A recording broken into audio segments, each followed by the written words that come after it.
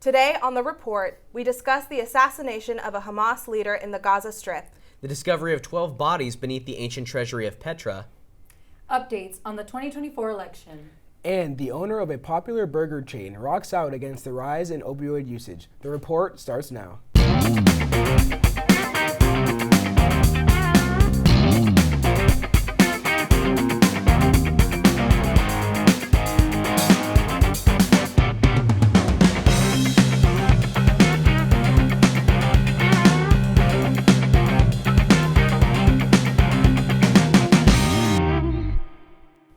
Hello, I'm Gabriela Machuca. I'm Noah Sakatis. I'm Jasmine Alvarez. And I'm Justin Rosette. Don't forget to follow us on Twitter at @TheReportCSUF or on our Titan TV Instagram at TitanTVCSUF to keep in touch with us and view our newest content. On October 17th, Hamas's de facto leader Yahya Sinwar was killed in an apparent tank explosion during an engagement in the Gaza Strip. His body was first discovered through a reconnaissance drone with dental records and fingerprints confirming Sinwar's body. U.S. officials are banking on Sinwar's death to grant Israel the political breakthrough needed in order to commence terms for a potential ceasefire, with Israel's Prime Minister Benjamin Netanyahu remarking this moment as, quote, the beginning of a new era without Hamas and an opportunity for the residents of Gaza to finally break free from its tyranny, end quote. However, negotiations would be quite impossible should Yahya's brother, Mohammed Sinwar, succeed him in his position as political leader of Hamas. In reaction, the Biden administration congratulated Minister Netanyahu on the death of Sinwar, with Vice President Kamala Harris stating, quote, the entire world is better off after Israel killed Hamas's leader, end quote. With the Palestinian leadership in turmoil, the situation on the ground is still uncertain, with some choosing to remain hopeful for a swift end to the conflict, while others do not believe there is an end in sight for the ongoing Israel-Hamas war. In other news, 12 full skeletons have recently been discovered in a tomb within the ancient city of Al-Qazneh in Petra, Jordan. Many may know this first-century mausoleum as the shooting location for the Canyon of the Crescent Moon in the movie Indiana Jones and the Last Crusade. Richard Bates, a professor of geophysics at the University of St. Andrews in Scotland, said that the discovery sheds light on the rituals involved in Nabatean birth and death practices by, quote, analyzing the skeleton material, the teeth, the bones, we can tell things about their lifestyle that we've just never had the access to before, end quote. Locals think of this as a bad omen similar to the exhumation of Prince Tutankhamun a century ago.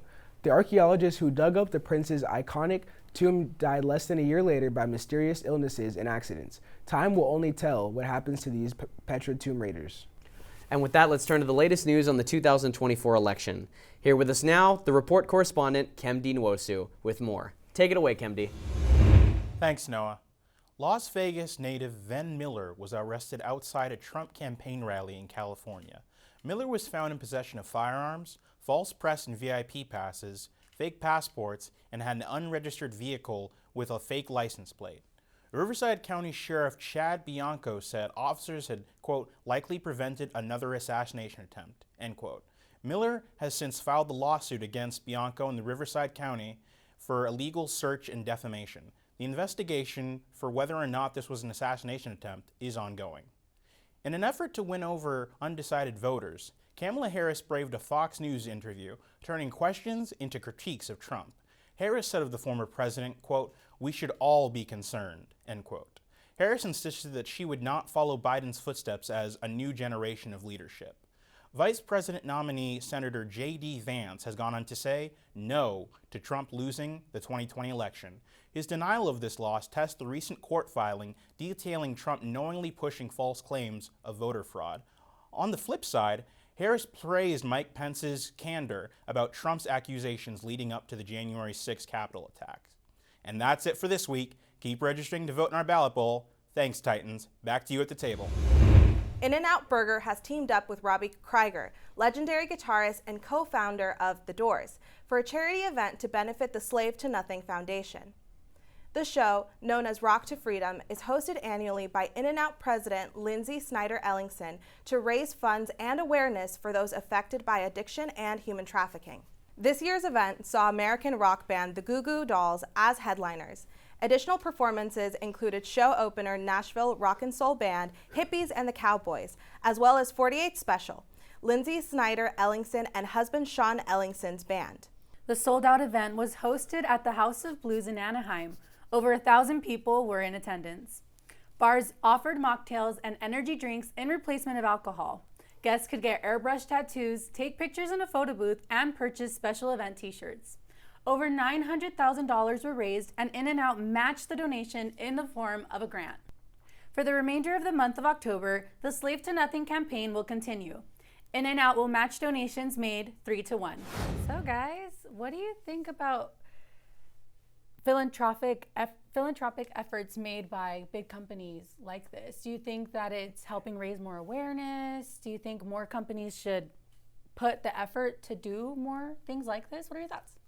Well, I think it's really beautiful, and I think it really shows the founders' values. And I didn't even know that they had a band, right? So I think it's just such a beautiful overlap of their interests, aside from just their huge conglomerate that is their company, and all with this very beautiful mission. So I think it's great. I think it's super exciting, and I hope that they continue to do this and just grow. Yeah, I think it's really sweet that there's this human face behind the In-N-Out Burger Corporation that's really shows that they care and that there's some outreach to go and help kids in impoverished situations, whether that be with opioid usage or, of course, unfortunately, sex trafficking.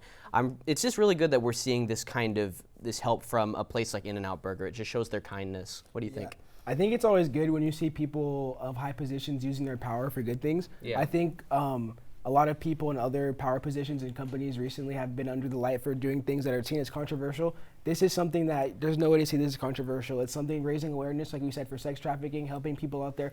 And also when you think about In-N-Out, you think that's one of the biggest fast food chains there is. Yeah. And so one of the biggest fast food chains there is doing something like this is big, and I think can inspire other companies, smaller or even as big as In-N-Out, to do things like this and raise awareness for things that needs to be raised for. So. Definitely. I think raising awareness and hopefully inspiring other companies to follow suit is super inspirational.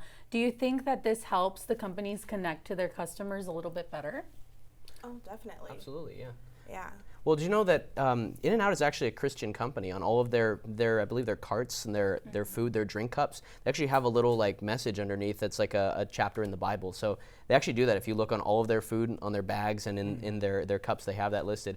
So I think also it just comes from like a bit of it does connect with like the foundations of the company, what they mean at their heart, and what their morals are. So I think a lot of it has to do with that. I think this is right down their lane about helping out and providing charity to the lesser people.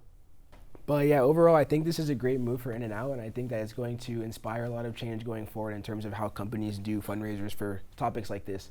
And so now we're going to be transitioning into our story on Hamas earlier. So the Hamas leader, Yahya, was killed a few days ago. Do we think that his brother, Mohammed, is going to try to succeed him and take over? What do you guys think? I think the bigger question right now is, have the Palestinian people had enough under Hamas? Because what we've seen is they've kind of been the leading faction that's been guiding the Palestinian people in this war with Israel since the October 7th attacks that happened back a couple years ago.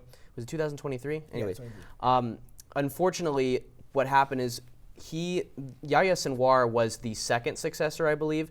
There was a previous leader back in July, Ismail Haniyeh, who was killed in a bombing in Iran from a Mossad agent. So the question really is, does Mohammed want to succeed his brother in a position that he's most likely not even going to last? What do you think?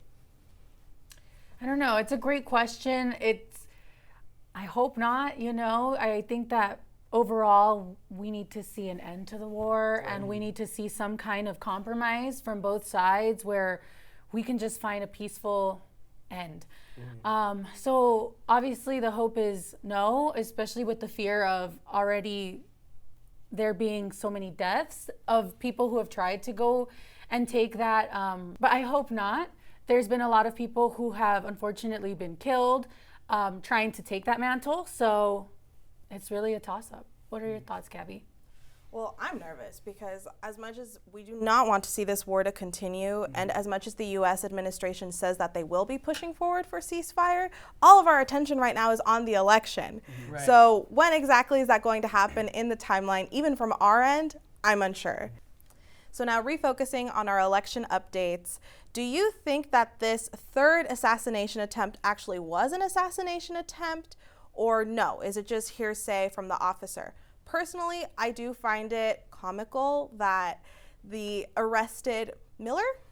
Yes, Miller was his name. Miller said that he is 100% a Trump supporter.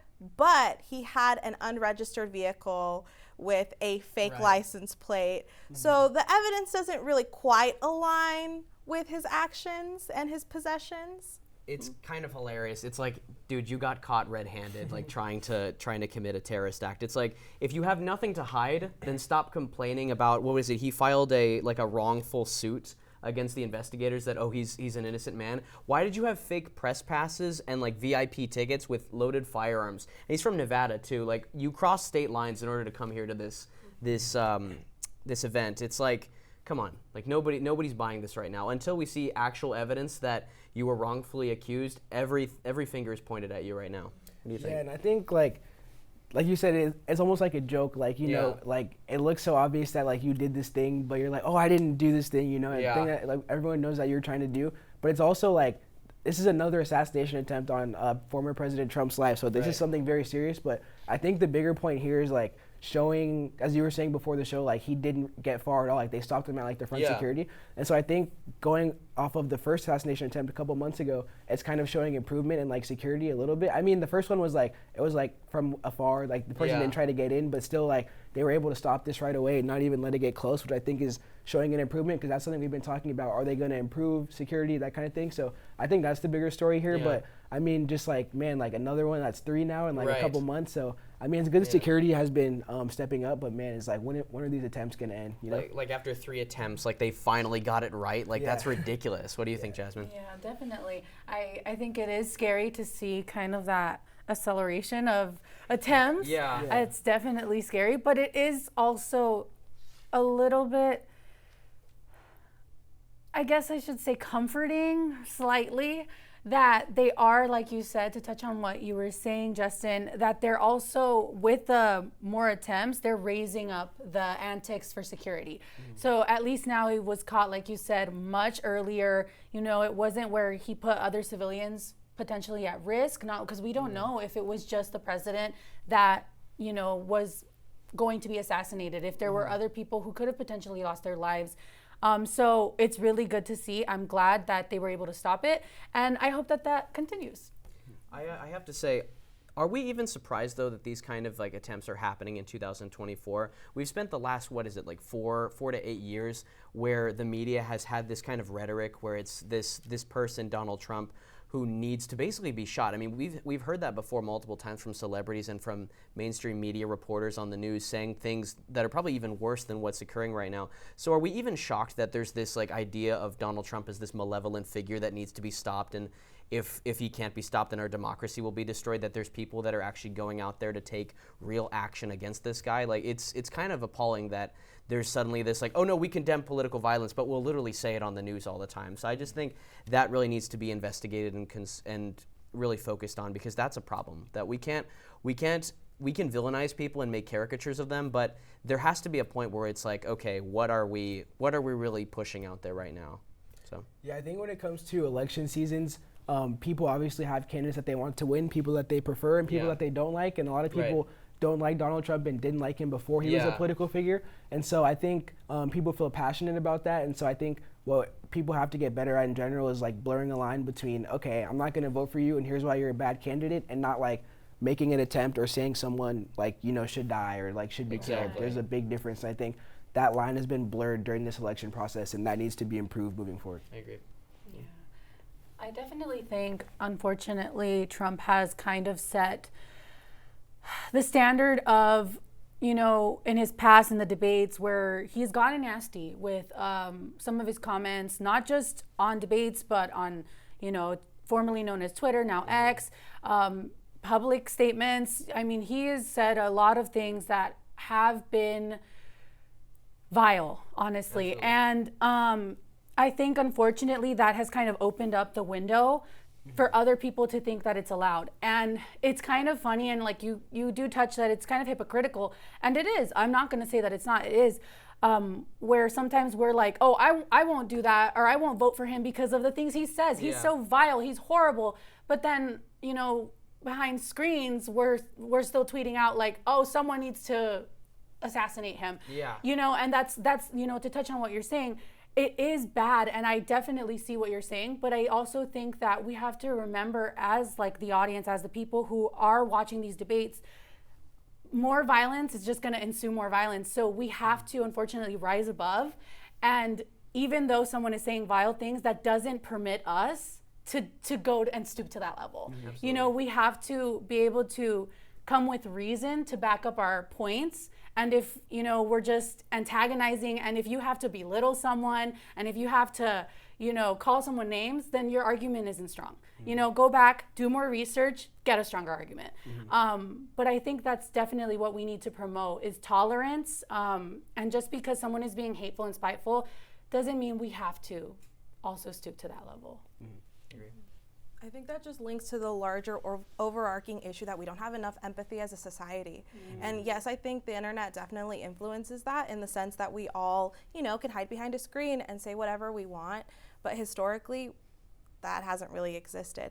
Like, not fully related to how Trump has had these assassination attempts, but I remember growing up when Barack Obama first became president, they would have little, I think it was mannequins that they would pretend were him and hang them. And what did he do? You know, he's not spreading hate speech. That's just people being hateful and racist. So it's just this absolute lack of humanity and empathy between us that just, we see it escalating over time because of these tensions instead of it actually being resolved. And what's the solution? Don't have it. I don't have it. I don't know how it'll improve. I really feel like social media just continues to have this grow, and Trump's own statements aren't helping. He's doubled down on his animal eating immigrant quotes, you know? So where's the healing? Where's the solution? I think it is one thing to, just to counter the point, I think it is one thing to, you know, obviously that's evil, you know, hanging up caricatures of political candidates, including Barack Obama. It's one thing to say something or tweet out something that's extremely offensive to a marginalized group, but it's also another thing to climb up on a roof and take a shot at a political candidate. That's like an ultra like insane move. That would be the ultimate opposition. That's like, it's one thing to say something, and then it's another to take legitimate action to try to kill somebody on a live stream. That's insane. So I just think we need to, really what Jasmine was saying, we need to tone it down. The room needs to be more cool, I think, in the future. And with that, that's all we have time for today. Have a good week, everyone. And stay tuned for more news, views, and info. We'll see you all next time on The Report.